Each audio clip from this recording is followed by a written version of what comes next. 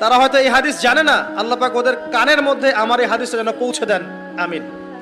নবী সাল্লাল্লাহু আলাইহি ওয়াসাল্লাম বলেছেন, আমি মেরাজের রাতে যখন গিয়েছি তখন এক শ্রেণীর মানুষকে দেখেছি, ওদেরকে শাস্তি দেয়া হচ্ছে। কি শাস্তি? জাহান্নামীদের রক্ত এবং পুঁজ ওদেরকে খেতে দেয়া হচ্ছে।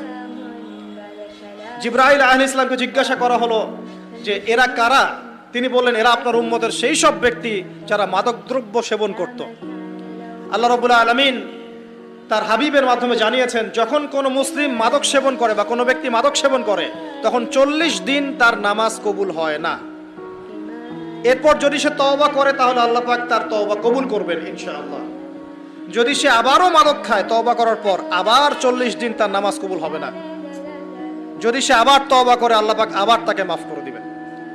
যদি সে আবারও মাদক খায় আবার 40 দিন তার নামাজ কবুল হবে না।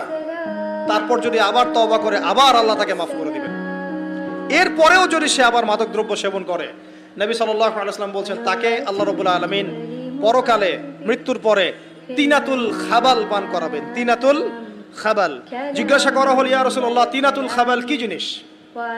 নবী সাল্লাল্লাহু আলাইহি ওয়াসাল্লাম উত্তর দিচ্ছেন, এটা হচ্ছে জাহান্নামীদের রক্ত, মাংস, এগুলো পুড়ে পচে যে রসটা বের হবে, এটা হচ্ছে তিনাতুল খাবাল।